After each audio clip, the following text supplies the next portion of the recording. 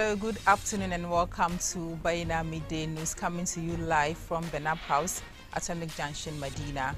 I'm Khadija Kubra Kailani. Coming up this afternoon, Mahama launches Russian language translation of his book in Moscow, and Mahama is running away from a debate because of his empty policies, says Baumia. Also, Bagbin orders committee's report to be delivered to Akufo-Addo. Remember, the news is also live on Facebook and YouTube at Baina TV. Do stay with us for details of the stories.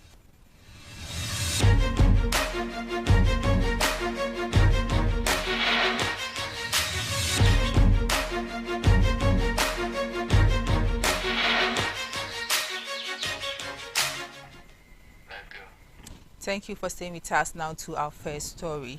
Former President and flag bearer of the National Democratic Congress, John Dramani Mahama, has launched the Russian language translation of his memoir, My First Coup d'etat, and other stories from the lost decades of Africa at the Russian Academy of Science in Moscow. Speaking about the book published in July 12, Mr. Mahama said it is a memoir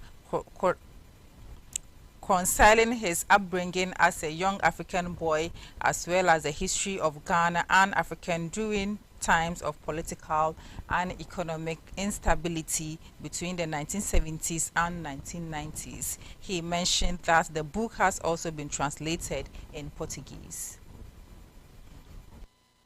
Mr. Mahama highlighted a chapter of the book that he believed could interest the Russian audience the most, recalling his time as a student at the Institute of Social Sciences in Moscow during the era of Gorbachev and the Perestroika, the restructuring of Russian society and economy. He shared fond memories of his philosophy lecturer, Mr. Gudoshenko, who was initially unsure about teaching the orthodox philosophy of socialism as it was in the textbook provided. Mr. Gudoshenko, he noted, decided to have a more interactive approach to teaching. Mr. Mahama expressed gratitude to the Russian Academy of Sciences, Comrade Dmitry Savelyev, and member of the Russian State Duma, the Russian Ghana Parliamentary Friendship Association, and his old friend and comrades who helped in translating the book and organizing the launch event. He also acknowledged his friend and editor of the book, Nana Ama Dankwa, who encouraged him to share his stories in a book for the benefit of society. The former Ghanaian president encouraged the audience to read the book to satisfy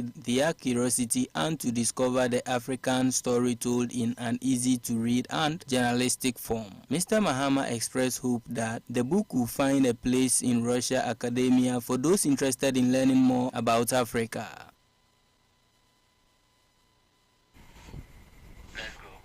Away from that, the Speaker of Parliament, Alban Bagbin, has directed the Clerk of Parliament to present a copy of the report from the ad hoc committee investigating the leaked tape on the plot to remove the IGP from office to the President for any further actions.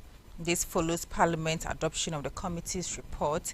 The report, which was not signed by its chairman, Samuel Ataichia, revealed that 3 senior police officers, Corporal Alex George Mensah, Superintendent George Lasinde Asari, and Superintendent Emmanuel Eric Jebi, misconducted themselves. This is considered as a major offense under police regulation, and they must be sanctioned according to police disciplinary procedures.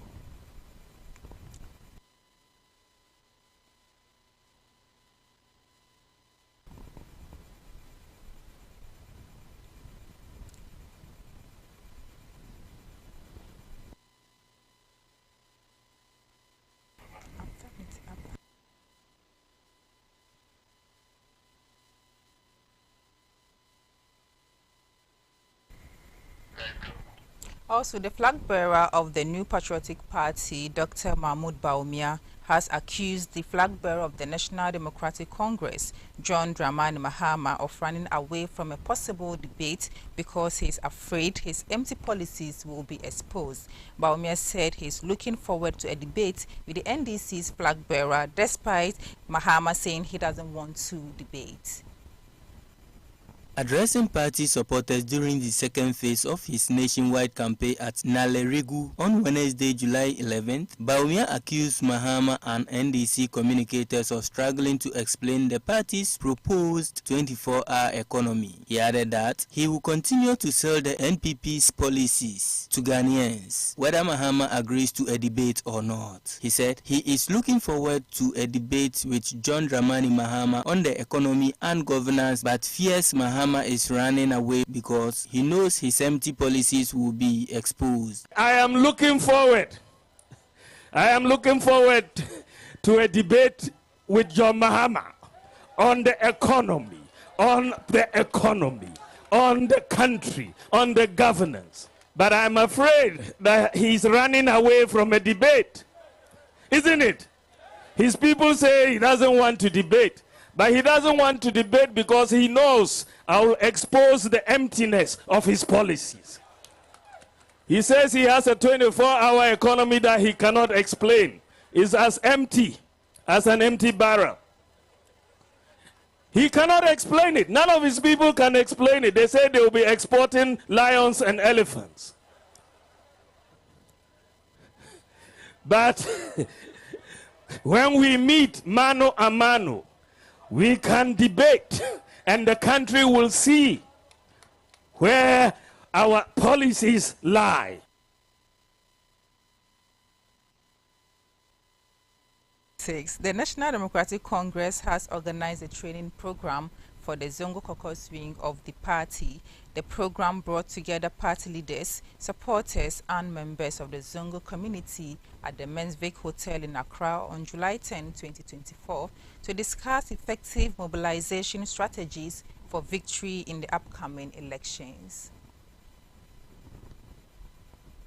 Home to more than a quarter of Gaza's residents before the war, Gaza City was destroyed during the first weeks of fighting last year, but hundreds of thousands of Palestinians have returned home in the ruins. They have now once again been ordered out by the Israeli military. The Gaza Health Ministry said it had reports of people trapped and others killed inside their homes in the Tel Al-Hawa and Sabra districts of Gaza City, and rescuers could not reach them. The Civil Emergency Service said it estimated that at least 30 people had been killed in the Tel Al-Hawa and Rimal areas, and it could not recover bodies from the streets there, despite army instructions on Wednesday to residents of Gaza City that they can use two safe routes to head south. Many residents refused to heed the order. Some posted a hashtag on social media, "We are not leaving." Israel launched its assault on the Gaza Strip last year after Hamas-led militants stormed across the border fence to southern Israel, killing 1,200 people and capturing more than 250 hostages, according to Israeli tallies. Since then, Israel's assault has killed more than 38,000, according to medical authorities in Gaza. The Hamas-run Gaza government media office said Israeli forces had quit the Shejaya suburb east of Gaza after over 2 weeks of a new military invasion, in which dozens of people were killed and residential districts were destroyed. But that was the international news update. And in sports, a potential sang has hit the transfer of Ghanaian midfielder Emmanuel Cheka, sparking a dispute between his former club FC Samates and his new Tanzanian side Singida Black Stars FC. Samates released a statement on Wednesday claiming they still hold a valid contract with Emmanuel, despite Black Stars announcing his signing on a three-year deal. The Ghanaian club alleged they were completely unaware of negotiations and are surprised by Keke's debut for Black Stars against APRFC on Tuesday. Determined to protect their interests, Samates are seeking legal counsel to resolve the situation, emphasizing they did not release Keke from his contract. The statement also points fingers at Keke's agent, accusing them of negotiating the transfer without authorization. Singida Black Stars, however, maintain they have followed proper procedures and are confident in the validity of the transfer. This dispute throws a wrench into Black Stars' preparation for the upcoming season. As KK's availability remains uncertain, a swift resolution is crucial for the Tanzanian club to keep their title aspirations on track. And this is what we have for you on our midday news. For more stories, log on to our website, bainamultimedia.com. I'm Khadija Tukubra Kailani. Have a good afternoon.